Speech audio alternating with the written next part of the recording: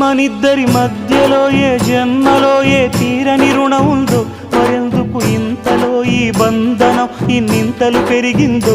అమాయకమైన నీ చిన్నారి నవ్వును ఏ తల్లి కందో, ఇటే నీ దారి ఉందని నిన్ను ఏ సుడి గాలి పంపిందో.